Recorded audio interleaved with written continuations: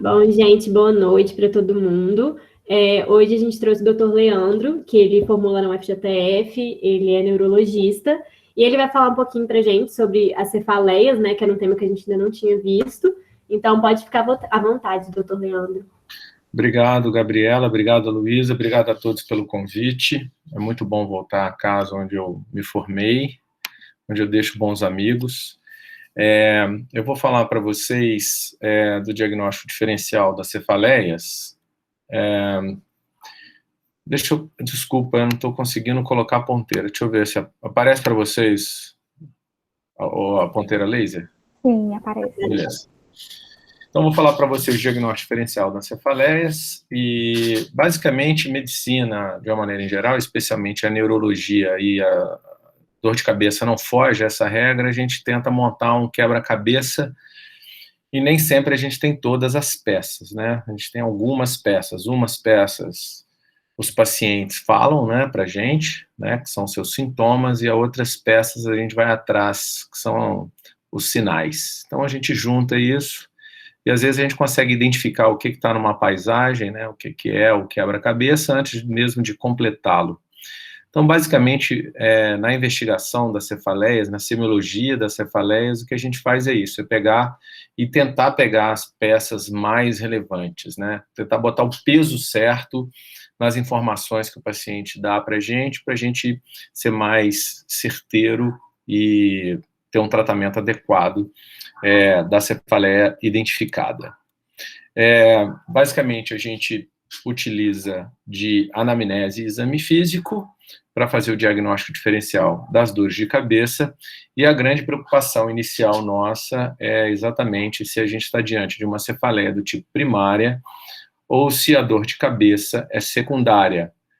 Se a cefaleia é primária, né, qual é, ou seja, qual é a doença, né, são as três mais importantes, a enxaqueca, cefaleia tensional e a cefaleia do tipo salvas, e se a cefaleia é secundária, né, se ela é sintoma de uma outra doença, se ela é sintoma de uma doença sistêmica, se ela é sintoma de uma doença da cabeça, ou se ela é sintoma de uma disfunção intracraniana. Então, basicamente, na cefaleia secundária, a gente pensa nesse sentido, disfunção sistêmica, disfunções da cabeça e disfunções intracranianas. E nesse aspecto, eu já queria ressaltar uma questão importante, que é o paciente, quando ele fala, eu tenho dor na cabeça, é diferente de quando ele fala, eu tenho dor de cabeça. Então, a cefaleia extracraniana, né, de disfunções extracranianas, normalmente o paciente já dá essa dica para a gente, eu estou com uma dor na cabeça. Muito bem, aqui a gente tem as três cefaleias, né, os grandes grupos de cefaleias primárias, né, a cefaleia do tipo tensional, a cefaleia do tipo salvas e a enxaqueca, que pode ser com ou sem aura, né, existem outros subtipos de enxaqueca. A gente vai falar um pouco mais da enxaqueca do que das outras, dado a prevalência dela no atendimento médico, porque a cefaleia mais comum do mundo é a cefaleia do tipo tensional. E por que a gente atende pouco a cefaleia tensional? Porque ela traz pouco impacto, né? Então, é aquela dor de cabeça que acontece no final do dia, que tem uma localização bilateral, que tem uma característica em aperto, né, ou em pressão. E aqui uma dica bem interessante na semiologia para você identificar, eu gosto de fazer a seguinte pergunta para o paciente: o senhor ou a senhora percebem que essa dor de cabeça é de dentro para fora ou de fora para dentro? Se o paciente está com uma dificuldade de se expressar e caracterizar a dor em pressão e aperto, você pode ajudá-lo nisso, porque a cefaleia do tipo pulsátil, que é característico da enxaqueca, né, o paciente fala de uma dor de dentro para fora, como se fosse explodir. Por outro lado, quando o paciente tem a cefaleia do tipo tensional, ele fala que a dor é de fora para dentro, como se apertasse a cabeça. Então, essa é uma característica bem interessante.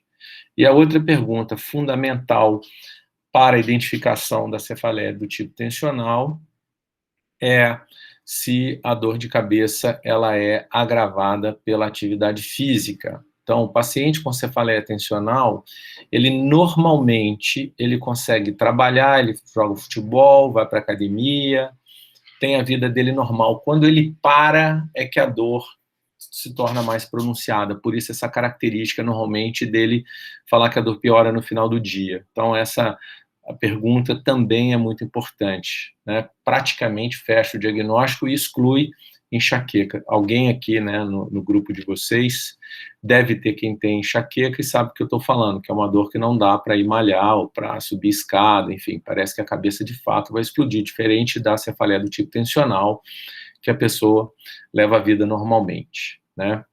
A cefaleia do tipo salvas, né, é uma dor que tem uma característica semiológica bem interessante por ser uma dor lancinante.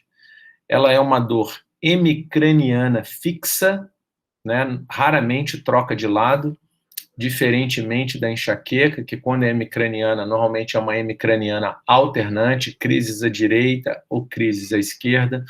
E a cefaleia do tipo salvas é essa dor fixa de um lado, o paciente sente como se fosse uma facada no olho ou atrás dos olhos, uma dor muito intensa, de duração menor do que a enxaqueca, né, mais curta do que a enxaqueca, e que agrava e desperta o paciente no meio da madrugada. Então, essa é uma outra característica interessante das salvas, ela acontecer de madrugada, e nem a cefaleia tensional e nem a enxaqueca tem essa característica. Então, é uma dor que pode acordar o paciente. E aí a pergunta importante é, o senhor acorda com a dor ou o senhor acorda pela dor? São coisas também diferentes, porque as salvas acordam o paciente, ele é acordado pela dor. Ele não acorda e sente a dor acorda ele. Tá? E é muito importante a pesquisa do tipo, nas salvas, a pesquisa de alterações autonômicas faciais, né?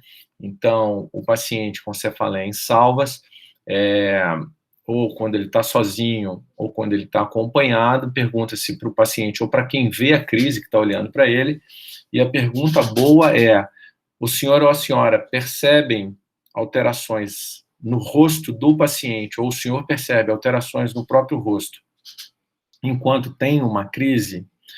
E a resposta normalmente é bem completa quando é salvas. Eu sinto que o meu olho incha, eu sinto que meu olho fica vermelho, meu nariz entope, meu rosto parece que está muito inchado, sempre do lado da crise. Então, você joga a isca e o paciente te dá a informação espontaneamente, e isso é muito importante. Se a cefaleia tensional é um tipo de dor de cabeça cuja atividade não interfere na dor, se a enxaqueca é uma dor cujo alívio vem com repouso, a cefaleia do tipo salvas é uma dor que cursa com uma sensação de inquietude e uma agitação. Lá pelas tantas, então, na sua anamnese, se você está com dúvida do que se trata a dor de cabeça, né? Se as informações estão ali um pouco misturadas, a pergunta ouro para diferenciar qual das três o que o senhor ou a senhora fazem para aliviar a dor, ou qual é o comportamento durante a crise de enxaqueca. Se o paciente fala, eu vou para um quarto escuro, deito e apago a luz e fico lá porque me ajuda, porque o contrário é insuportável, trata-se possivelmente de enxaqueca. Se ele fala para você que não faz diferença, pelo contrário, ele trabalha, ele caminha, ele não percebe a dor, tensional. E se alguém fala que há uma agitação, que fica andando de um lado para o outro, bate a cabeça na parede, joga água, joga gelo, é uma cefaleia do tipo salvas. Então, essa pergunta, o que você faz durante a crise de enxaqueca, qual que é o seu comportamento durante a crise de enxaqueca, durante a sua crise de dor de cabeça, é fundamental para diferenciar qual das três se trata. Então, para a gente organizar essa anamnese muito bem organizada, existe esse método, né, que eu acho que ele é um método bem interessante, que é instalação localização, tipo de dor, relações, intensidade da dor, o tempo, o entendimento da dor pelo paciente, a sua verificação e sintomas extras. Então, se a gente consegue saber a instalação, né, a velocidade da instalação, o horário da instalação, o tipo de instalação de dor, isso já faz uma diferença muito grande. A localização da dor, se é uma dor holocraniana, se é uma dor hemicraniana fixa, no caso das salvas, se é uma hemicraniana alternante, no caso da enxaqueca, se ela se comporta como se fosse um halo apertando em volta, pede o paciente para botar a mão e mostrar onde que está doendo, né? Me mostra com as suas mãos aonde que é a sua dor. Aí ele coloca a mão aqui. Às vezes ele já faz isso daqui, né? Ele põe a mão bilateral, bitemporal. Isso já te remete à cefaleia do tipo tensional, né? Se ele põe a mão na região posterior, enfim, a localização da dor, né? E se a dor obedece um padrão de localização. Das holocranianas, a enxaqueca é talvez a mais frequente dentro dessas cefaleias primárias. O tipo de dor. O tipo de dor é muito importante, a gente às vezes se depara com dificuldade, né? Mas como é a sua dor é uma pergunta muito boa. Se o paciente não conseguir responder, aí a gente vai para a múltipla escolha. Ela é latejante, ela é em aperto, ela é uma facada, ela é um choque, porque a dor em choque no rosto remete à neuralgia trigeminal, que é uma cefaleia normalmente secundária a um conflito neurovascular, né, que é uma dor no rosto e é em choque, né? Relações, com o que a dor se relaciona, né? Para isso, eu gosto muito do paciente sair com a recomendação do diário de cefaleia, porque se ele não conhece bem a dor de cabeça dele, até aquele momento da anamnese, ele não prestou atenção, o diário de dor ele dá uma ajuda muito grande. Existem alguns aplicativos para isso, né? Pode ser um diário de papel também.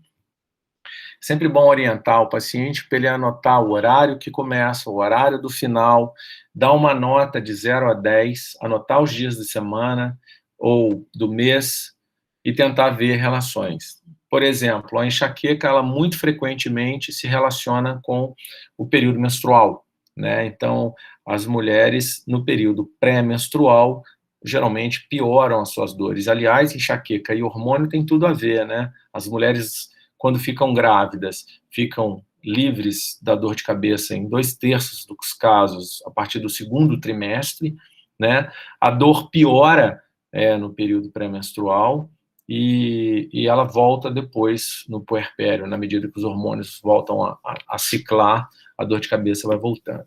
Então, as relações são muito importantes. Intensidade da dor. Eu gosto do método do 0 a 10, ou pedir para o paciente botar na régua, né, de ergometria, né, para ele, lá no 0 e no 10, aonde que está a dor de cabeça dele. E aqui no Brasil, a gente tem um pouco de dificuldade nesse 0 a 10, porque vai muito da empatia. O paciente, às vezes, ele quer te agradar e ele te dá ele acha que ele está avaliando você, então isso às vezes se perde um pouco, mas é bem interessante o método, principalmente para emergência, tá?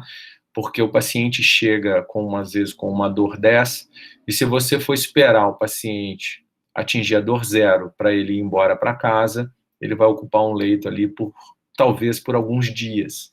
Então, e é um método interessante para você mostrar para o paciente que ele está melhorando. Ele chega, dá uma dor 10, e às vezes lá no meio, né, do seu atendimento, você já tomou as condutas, e aí ele dá uma dor 6, ou seja, ele já melhorou 40%. Ainda está incomodando, mas ele já melhorou 40%. Então, a intensidade da dor é muito importante para acompanhar a crise, para acompanhar o tratamento e para diferenciar uma cefaleia primária da outra, né? A cefaleia tipo tensional, normalmente, ela é de leve a moderada, as salvas é sempre intensa e a enxaqueca de moderada a intensa, né? Então, essa questão da intensidade é bem interessante. O tempo de dor.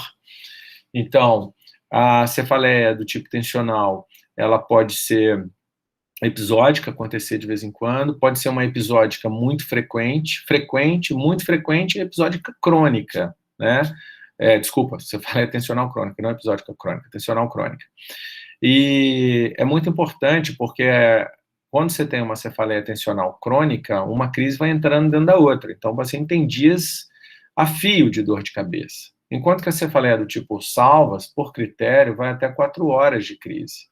A enxaqueca é de 4 horas a 72 horas de crise, né? E a gente vai ver que o tempo da enxaqueca, ela é muito importante, inclusive, para você saber o seu objetivo de tratamento.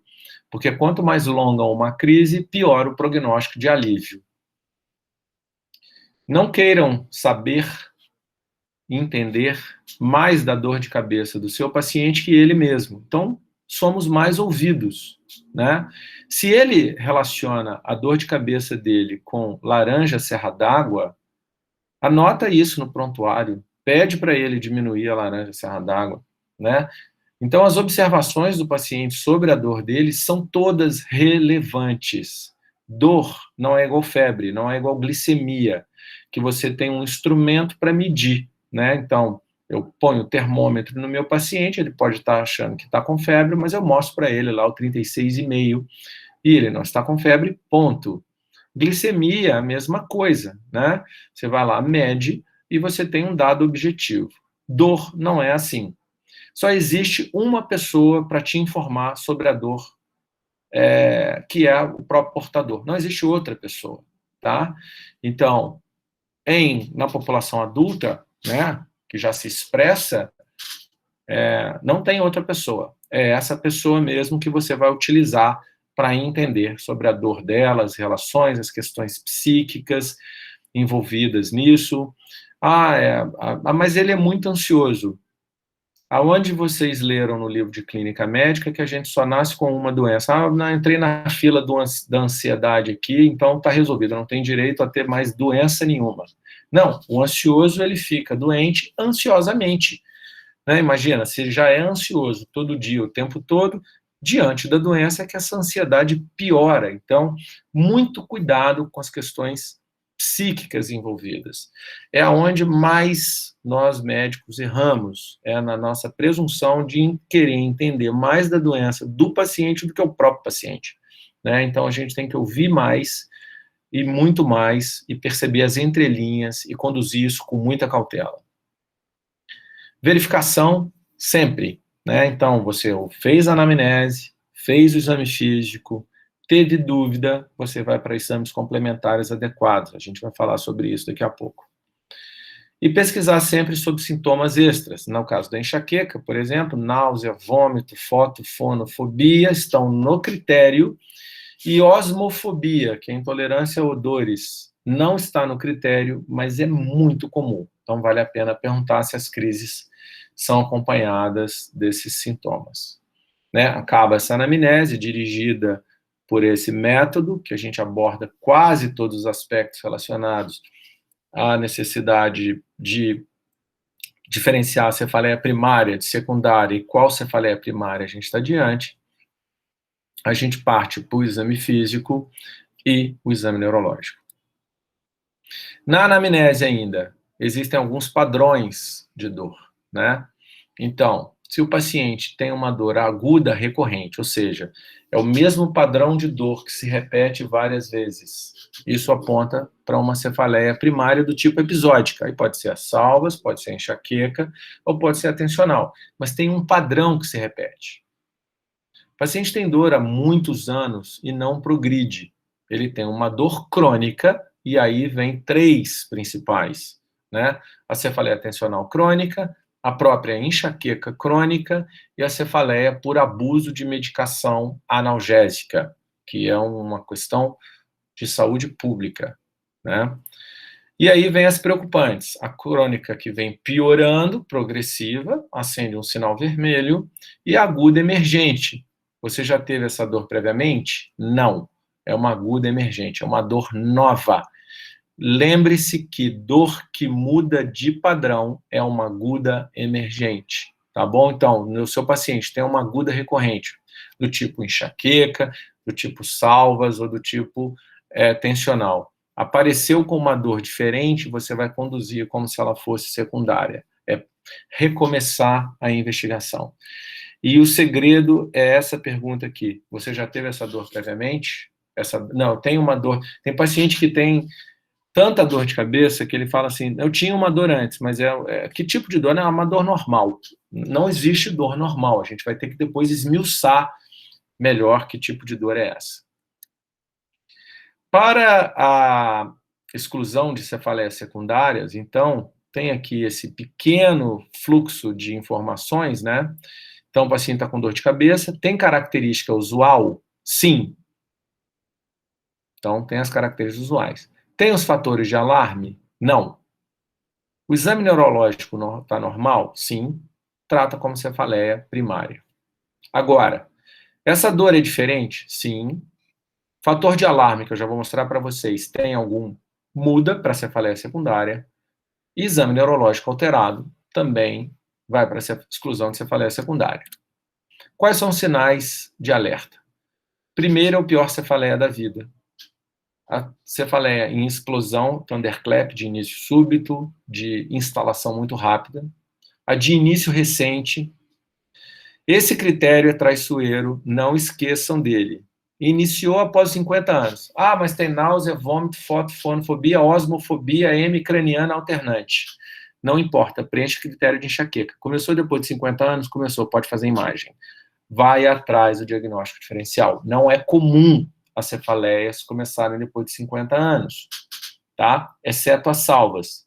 Mas ela é uma hemicraniana fixa, predomina no homem após os 50 anos de idade. Então, todos os pacientes com diagnóstico clínico de cefaleia em salvas têm que fazer exame de imagem.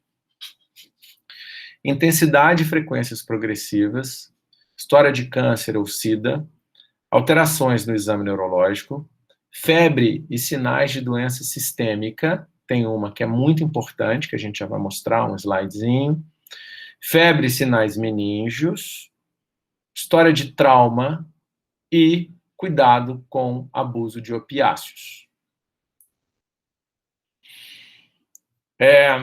Excluiu a cefaleia secundária, né? Excluiu a cefaleia secundária com esse método aqui, né? Você vai ter que identificar a cefaleia primária dentro daqueles possibilidades que eu passei para vocês: tensional, salvas ou enxaqueca. Tratar a dor de cabeça, se for a cefaleia primária, e orientar um acompanhamento, explicar que todas elas existe um tratamento, que é o tratamento profilático, que é o tratamento preventivo. Se a cefaleia for secundária, cai dentro daquilo que eu falei para vocês anteriormente. É secundária uma disfunção sistêmica ou é secundária uma disfunção cefálica? Se é na cabeça, essa dor é intracraniana ou é uma dor na cabeça, é uma dor extracraniana? Né? E aí, existe um aspecto que uma hora, depois que a gente puder fazer um encontro tete a tete, eu queria passar para vocês o exame da cabeça. Né? Uma vez eu atendi um paciente, adorava fazer plantão de ambulância. Eu fui atender um paciente que teve uma precordialgia clássica, com irradiação para membro superior esquerdo e tal. Cheguei lá, né, já montei o eletro todo. Ele estava suprano, paredes, não lembro, infarto extenso. Já liguei para o hospital onde eu estava de plantão. O pessoal acionou a equipe de CAT. Ele chegou no hospital, foi direto, fez stent fase aguda com, sei lá, 30, 40 minutos de dor, né? Não teve uma perda de músculo, um sucesso absoluto. E eu fui lá para conversar com o paciente. E aí, que bom, o senhor estava... Acho que ele não realizou o que aconteceu. Aí ele virou e falou assim para mim: eu não gostei do seu atendimento, você me examinou muito mal. E tinha sido verdade mesmo, eu não tinha sequer colocado estetoscópio nele direito. Passei aquele auscultinha, já fui logo para o exame complementar e conduzi. Dor de cabeça é mais ou menos a mesma coisa. Tem que botar a mão na cabeça do paciente, fazer a palpação da cabeça, do crânio. De repente você vai encontrar um ponto doloroso, um ponto gatilho de dor. Esse ponto gatilho, ele pode ser o diagnóstico diferencial, por exemplo, uma cefaleia cervicogênica, que tem um ponto aqui na região posterior que irradia para a cabeça, ou ele pode ser tratamento, porque aí você vai, identifica esse ponto doloroso e infiltra 2 ml de um anestésico local que tiver na sua emergência e a dor desaparece como uma mágica. Então, a identificação de ponto doloroso é muito importante na condução e na identificação. Pontos cervicais, ponto supraorbitário e infraorbitário, os gatilhos no rosto, né, principalmente na questão da neuralgia, do trigêmeo também, você encontra, né, e faz parte do diagnóstico, pontos gatilho, e o exame da articulação temporomandibular. A inspeção da cabeça é muito importante, então você está vendo aqui um paciente com queixa de uma dor hemicraniana à direita, e aí tem essa dilatação da artéria temporal aqui, você palpa, ela está endurecida, está nodular, está dolorida a palpação. Num paciente grisalho, ou seja, já tem lá seus anos de idade, hemicraniana fixa, trata-se possivelmente de uma dor secundária. E possivelmente nesse paciente, arterite temporal, arterite célula-gigante. O exame complementar de escolha é o VHS, né, que vai estar muito acelerado, e o tratamento é corticoide em dose alta para você fazer prevenção da isquemia da retina. Então, esse paciente não tratado fica cego. Então, a identificação da arterite temporal, ela é muito importante. Qual a população? População acima de 50, 60 anos, que teve previamente ou não polimialgia reumática, com VHS acelerado, dor hemicraniana fixa e, às vezes, essa alteração aqui na ectoscopia. Outra ectoscopia, paciente com dor, com edema, e aí você vê essas vesículas herpéticas, né, a pálpebra edemaciada, então é um paciente com zóster na cabeça. Então, ele começa com uma dor, né, normalmente na cabeça, na pele. Então, é muito importante a gente examinar o couro cabeludo e ver se tem lesão. O fundo de olho, né, é muito importante de ser feito. Então, a gente tem aqui a papila, né, aqui uma escavação um pouco aumentada, que é sugestiva de glaucoma, né, e o glaucoma, ele também causa uma dor na cabeça, né, a palpação do globo ocular, o fundo de olho, a história prévia, talvez, de glaucoma, né, pode ajudar, mas se o paciente já abre o quadro com um glaucoma de ângulo fechado, descompensado, vai uma dor muito intensa no olho, e o diagnóstico diferencial é muito importante. E a papila também serve para diagnóstico diferencial de síndrome de hipertensão intracraniana, né? Dor de cabeça, vômito em jato, rebaixamento do nível de consciência, edema de papila e sinal de Cushing, hipertensão sistólica com bradicardia, sinais de hipertensão intracraniana, né? Então, aqui tem um nervo óptico normal, né? E aqui você tem um edema do nervo óptico. Aqui o glaucoma, né? A ectoscopia, né? A esclera bem hiperemiada, né? A campimetria visual, né? Aqui um tumor crescendo, comprimindo o nervo óptico, dá aquela hemianopsia bitemporal, e se essa lesão crescer muito, pode dar hipertensão intracraniana. São sinais no exame neurológico, às vezes, que podem passar batidos, ou que a gente não vai valorizar, mas que, de repente, o exame do olho, do campo visual, do fundo de olho, examinar bem a cabeça do paciente, fazer ectoscopia, palpação dos pontos dolorosos, vai aumentar muito a chance de você não perder o diagnóstico de cefaleia primária e diferenciar a cefaleia primária da cefaleia secundária. A palpação da articulação temporomandibular pode ser feita pelo ouvido, né, parte externa, ou com o paciente com a boca aberta, e você fazer por dentro do côndilo, né. São palpações que já são naturalmente um pouquinho dolorosas, mas quando o paciente tem a disfunção da articulação temporomandibular, a dor é muito intensa. Fazer a palpação aqui da região submandibular, essa é uma dor que vocês vão se deparar de vez em quando, não é tão raro assim, tá? Aqui está o processo estiloide na base do osso temporal, aqui ele está bem alongado, tá vendo? e isso aqui, às vezes, dá uma dor de cabeça danada. Então, é um paciente que tem, geralmente, uma dor hemicraniana fixa, e ele fala de uma dor no ouvido, você acha que pode ser ATM, você acha que pode ser da região occipital, e aí você palpa embaixo, ele morre de dor, e aí na pesquisa aparece esse processo estiloide aqui, mais longo, né, e o tratamento é cirúrgico, chama síndrome de Eagle, tá? A palpação supraorbitária, que está aqui.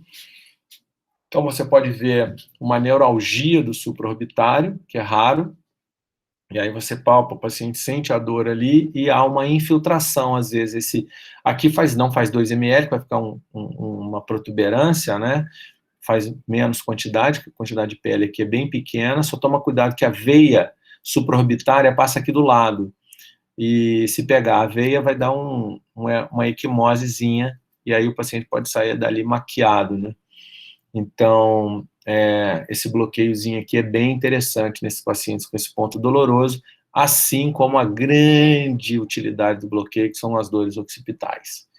Doeu atrás, pode ir atrás de um ponto, doeu na parte posterior da cabeça, pode ir atrás de um ponto doloroso na região occipital e bloquear esse ponto, que isso é de um sucesso absoluto e retumbante.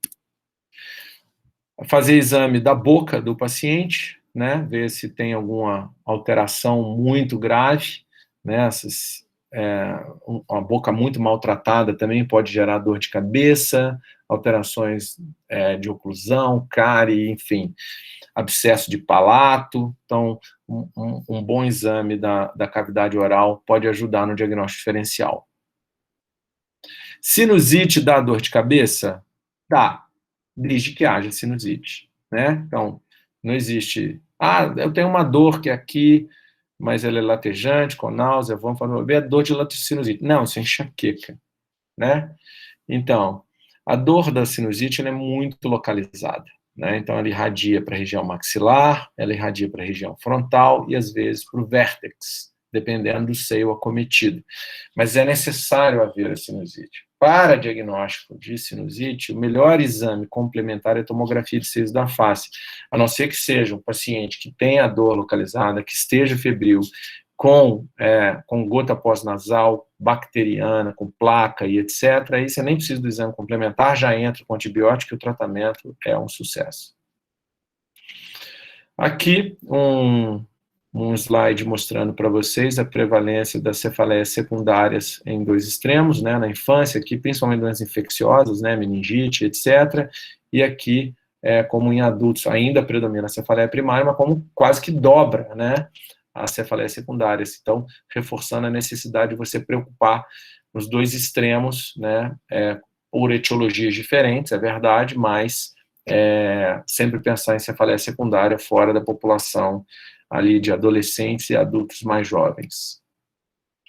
Vamos falar um pouquinho de enxaqueca, né, porque eu sei que é o que vocês mais vão atender, né, então existem novidades interessantes também no tratamento da enxaqueca, então das cefaleias primárias é a que eu escolho para vocês conhecerem melhor, é o que mais vai acontecer no seu ambulatório lá no HU, sem dúvida nenhuma, né? Então, 5 episódios, preenchendo critério de tempo e localização, né? Pulsátil, dor moderada grave, acompanhado de náusea, vômito, fonofobia.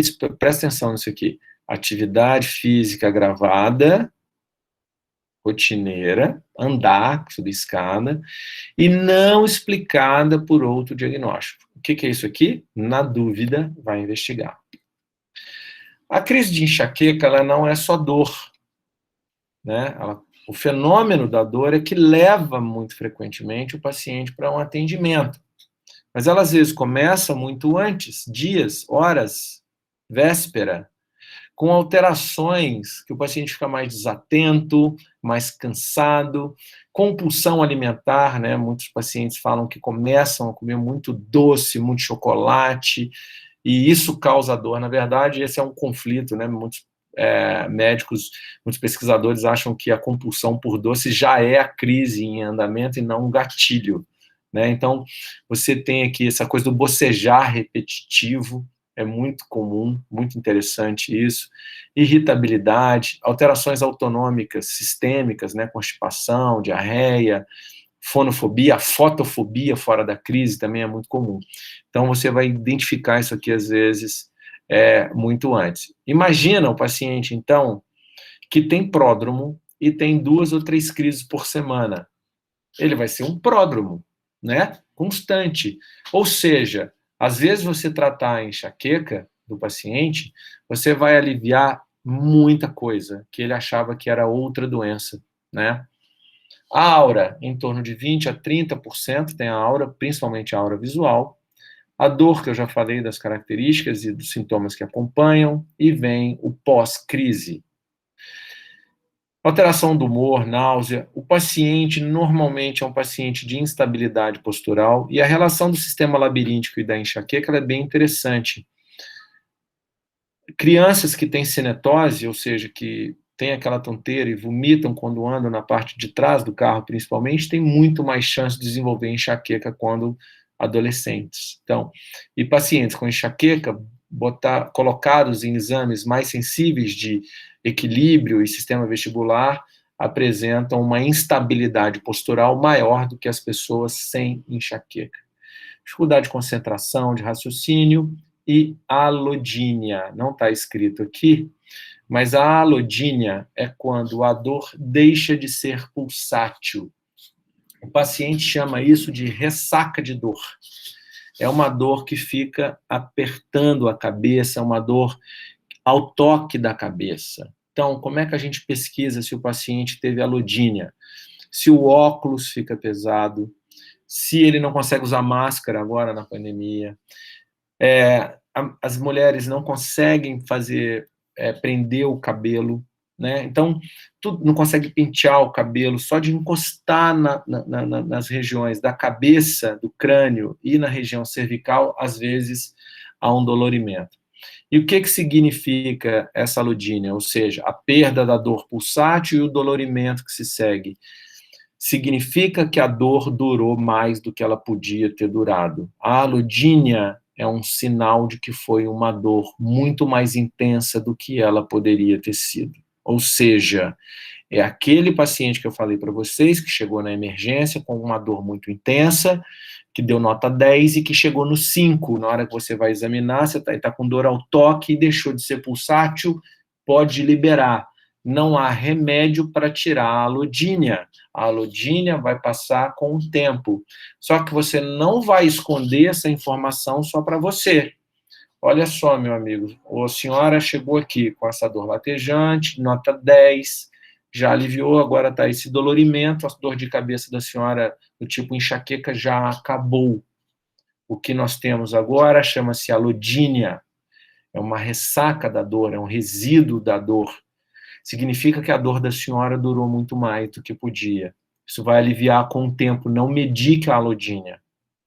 O que a senhora precisa é de fazer um tratamento preventivo. Vou encaminhar a senhora lá para o serviço de neurologia do HU para iniciar o tratamento profilático correto.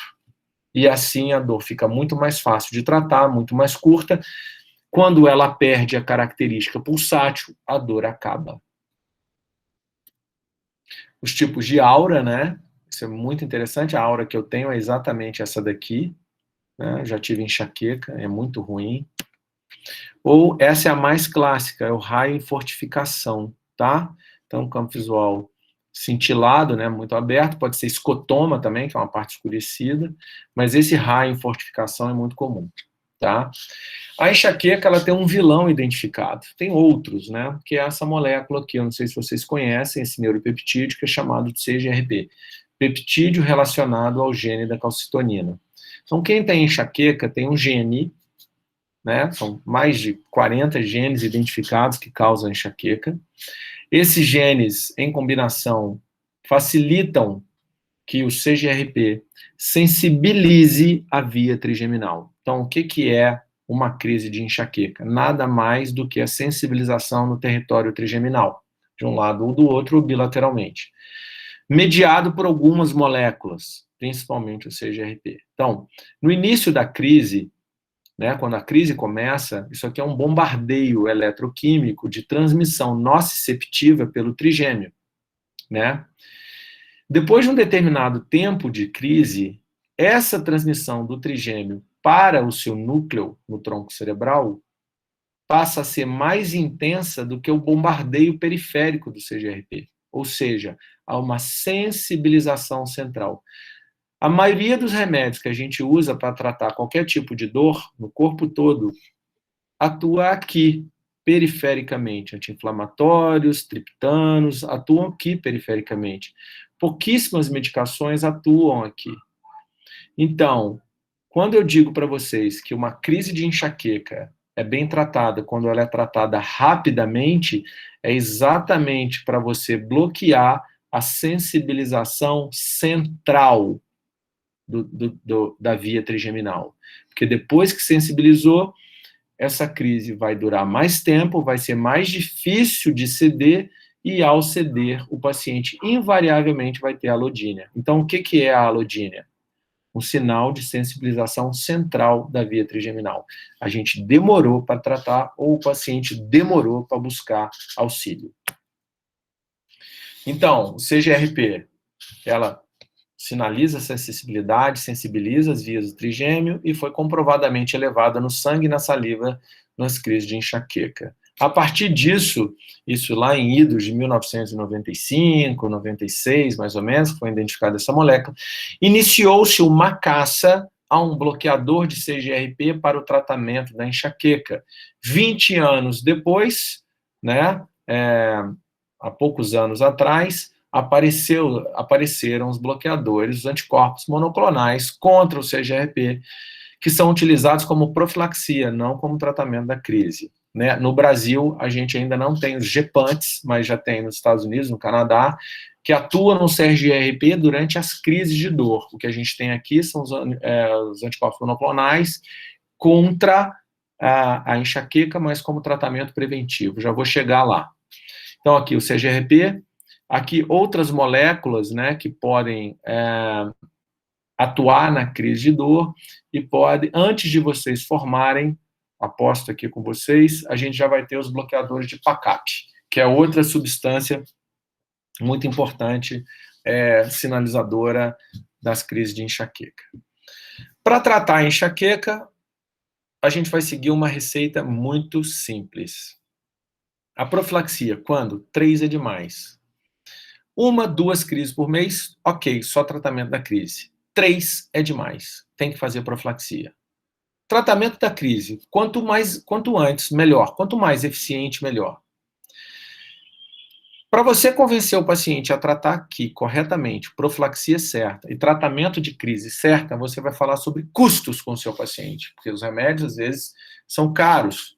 Obviamente que no SUS, nos nossos ambulatórios públicos, fica mais difícil a gente debater sobre custos, mas existem pacientes que podem, às vezes, fazer um empenho um pouco maior no seu tratamento, se a gente discutir com ele que custo direto de uma doença, ou seja, o que ele gasta dinheiro com a doença, é pouco, no caso da enxaqueca, perto do custo indireto da dor. É melhor ele tratar a crise com um remédio que custa R$25 um comprimido do que ele ficar tomando gotinhas de dipirona que custam centavos, mas ele vai perder o final de semana, vai perder uma festa, vai perder um dia de trabalho, vai perder uma série de coisas. Então, a enxaqueca é a doença que a gente conversa com o nosso paciente sobre grana, algumas vezes, sobre economia, sobre o que é a enxaqueca. A enxaqueca, em termos de dinheiro, ela custa indiretamente 10 vezes mais, isso não é um número tirado de trás da minha orelha, não, é 10 vezes mesmo do que o custo direto. O custo indireto é 10 vezes maior do que o custo direto. O que o paciente não consegue medir é muito maior do que ele consegue calcular. Sempre atenção ao abuso de medicações analgésicas. O paciente tem que estar orientado que 2 vezes por semana, no máximo, vai dar 8 por mês, a gente chega perto do limite de 10 para triptanos e 15 de analgésicos. Sempre está de olho nas comorbidades, ansiosos, deprimidos, sono, obesidade, hipertensão arterial, são doenças que devem ser encaradas pelo neurologista que está conduzindo um paciente com enxaqueca. Tratamento agudo, né? Analgésicos e triptanos, eu, Leandro, nunca utilizo mais um ou outro. Até dentro daquela visão nossa de tratar rápido, não é fazer subir uma escada. Ah, dá um analgésico, não respondeu. Dá um triptano, não respondeu. Associa. Não. Eu já logo parto para a pancada, né? Vamos para a pancadaria. Já dou logo um triptano e um analgésico. E essa estratégia, além de tirar o paciente rapidamente da crise, está lá como um A de evidência no tratamento profilático que um bom tratamento agudo é um excelente profilático. Então, eu vou logo para um tratamento mais agressivo, via oral mesmo, se for para o hospital, aí a gente já vai discutir daqui a pouco. Um antiemético, principalmente se o paciente tiver a condição de ter um sublingual. Existem os derivados de ergot, né, e as combinações, outras combinações que eu utilizo muito pouco aqui desse lado, tá? Eu fico mais aqui e o resultado é muito bom. A diminuição de idas ao hospital, que é um gol importante no tratamento, a gente atinge muito rapidamente, tá? Depois a gente vai para gols secundários, que é diminuir exatamente o número de crise, tá? Então, abortar a crise, alívio em menos de 2 horas e alívio sustentado por 24 horas são os objetivos primários desse tratamento, de preferência sem ir para o hospital. Né? Então, no hospital, a velha e boa dipirona EV associada a um triptano é uma boa opção, injetável. E aqui, na dor muito forte, né, que já está ainda com característica latejante, a dexametasona, a clorpromazina ou o haloperidol, tá? Então, dex associada a um ou a outro com o triptano. E a dipirona. Qual que é o problema de usar neuroléptico nessas crises muito refratárias? Que aumenta o tempo de maca no hospital, né? Então, um efeito colateral, sono, hipotensão arterial. Então, é um paciente que já ia ficar lá mais tempo mesmo, mas é uma arma importante. Vejam que não tem opiáceo aqui, tá? Não se usa opiáceo para tratamento de crise de enxaqueca. Bloqueio dos nervos pode ser útil na alodínia. Para a alodínia não tem remédio. Está com aquela dor que deixou de ser latejante, é orientar e explicar sobre a sensibilização e o tempo de dor, mas se tiver um ponto dolorido, de repente um bloqueio pode dar resultado. Em qualquer emergência a gente tem isso daqui. Neuroestimulação transcutânea supraorbitária, é um aparelhinho que o paciente compra. Caro. Neuroestimulação vagal não invasiva, não tem no Brasil ainda, caro. E estimulação magnética transcraniana é aprovada só para enxaqueca com aura pelo FDA, difícil acesso. Então, o bloqueio passa a ser importante também na emergência. E para tratamento profilático, pessoal, a gente tem essa gama aqui de medicações, né? Aqui o nível 1A, né? O de valproato de sódio, o valproato de sódio, topiramato, velho e bom beta-bloqueador, nos pacientes que não têm contraindicação, são uma excelente ferramenta, e é muito bom explicar para o paciente que o diagnóstico dele é enxaqueca mesmo, mas ele vai usar um anticonvulsivante. Que o diagnóstico dele é enxaqueca mesmo, mas o remédio que vai tratar, na bula, está falando que é um antihipertensivo. Porque se você não explica isso, o paciente chega em casa, vai ler a bula e fala, o cara falou que eu tenho enxaqueca, estou dando remédio para epilepsia, pô. O cara está achando que eu estou louco? Ou para pressão? Não me falou que a minha pressão estava alta, né? Então, explicar isso é muito importante. Né? Senão o paciente pula fora do tratamento sem antes começar. A outra explicação que você vai dar, que ele vai começar o tratamento e o resultado vai aparecer em 2 a 3 semanas de uso. Tá? Então, não adianta ele querer resultados. Se você não explica isso, ele vai usar uma semana, vai ter uma crise de enxaqueca e vai falar, pô, não está adiantando nada e para o profilático. Amitriptilina, venlafaxina são excelentes profiláticos com seus respectivos efeitos colaterais. Dessa turma aqui, a candesartana é uma boa opção, tá? Eu acrescentaria aqui ainda a gabapentina, tá? E você veja aqui que tem uma série de medicações que, às vezes, a gabapentina está aqui, que eu uso com alguma frequência. A fluoxetina, eu não tenho muita experiência, todas as vezes que eu tentei não deu um bom resultado, mas com a gabapentina eu tenho um resultado bem interessante, tá? Então aqui você tem as medicações tradicionais, não coloquei aqui ainda e vou explicar um pouco mais detalhadamente sobre o novo A da enxaqueca, que é o anticorpo monoclonal contra o CGRP. Por que eles apareceram? Porque olha só a taxa de aderência dos tratamentos, né? É muito baixo. Olha só, é muito pouco paciente usando o remédio depois de 1 ano. Enxaqueca não tem cura. Pode ser que lá na menopausa predomine mulher, 3:1, né, em relação aos homens, a dor tenha um determinado alívio, né, depois que passa, né, o período de transição.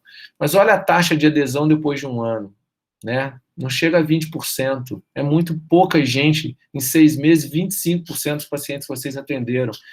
Com todo cuidado, com toda explicação, explicaram sobre os profiláticos, efeitos colaterais, a taxa de adesão, a importância do tratamento profilático, só 25% vai estar usando depois de 6 meses. Por isso nasceram os anticorpos monoclonais. A gente tem que melhorar o tratamento da enxaqueca. É a 4ª doença mais cara do mundo. E aí nasceram os anticorpos monoclonais, são medicações injetáveis, aplicadas uma vez por mês, cujo maior problema é ainda não ter entrado no rol do SUS. Então, os planos de saúde não cobrem, o SUS também não cobre ainda. Tem alguns processos de judicialização em andamento, né, que eu já preenchi uns laudos e não tive o resultado ainda, mas já tem alguns pacientes que toparam pagar em torno de R$800 a R$1.200 por mês para o tratamento profilático. Não é barato, tá? Mas a primeira vez que o indivíduo entrou numa ressonância custou $1 milhão. Hoje a gente entra numa ressonância por R$500. Já ficou bem palatável. Então, na medida que essa tecnologia for se disseminando e a produção e concorrentes forem ficando mais simples, com certeza haverá um barateamento dos anticorpos monoclonais contra o CGRP. Esse aqui é o estudo de fase 3, o STRIVE do Erenumab, tá? Que no Brasil chegou com essa dose de 70 miligramas, uma ampola subcutânea ao mês, né? Tem o galcanezumab também como concorrente, 120 miligramas, no primeiro mês 2 aplicações, depois uma por mês, sendo que o galcanezumab ele serve também para salvas, o erenumab não. Né? Por que a gente usa o de 70? Porque a curva de diferença aqui do 70 e do 140 foi muito pequena, né? E há uma diferença importante aqui do placebo logo na primeira semana. Então, aplicou aqui, já dá uma diferença muito grande, tá? E ele funciona também para pacientes que têm medicação em excesso, que era um problema até então. Nenhum profilático dava conta do paciente que abusa de analgésico. Então, os MABs para o CGRP contra a enxaqueca foram fundamentais, estão sendo fundamentais na descontinuação desse abuso de medicação analgésica. Para concluir, então, né, a gente tem obrigatoriamente que diferenciar a cefaleia primária da cefaleia secundária. Na dúvida, investigar corretamente. Não adianta pedir ressonância se for arterite temporal. Arterite temporal, você vai fazer exame de sangue. Não adianta pedir ressonância se você estiver suspeitando de meningite, punção lombar. Se estiver suspeitando de dengue, hemograma. Né? Então, a investigação complementar tem que ser dirigida por um raciocínio clínico. Não vai atirando para todo lado, não, que vai acertar onde não deve. Se não for a cefaleia secundária, identificar essa cefaleia primária e conduzir corretamente. Se for a enxaqueca, que é o que vai acontecer na maioria das vezes, parte do princípio que 3 é demais e escolha um profilático. E sempre no seu plantão ou na condução de uma consulta, oriente o seu paciente a fazer um tratamento rápido e eficiente das suas crises. Lembre sempre do além da enxaqueca, não caiam na armadilha de achar que tudo é enxaqueca. Existem coisas bem além disso. Eu espero que vocês tenham aproveitado da aula. Aqui vocês têm meus contatos, tá? Será um prazer. Todas as vezes que vocês precisarem, eu estarei à disposição. Muito obrigado.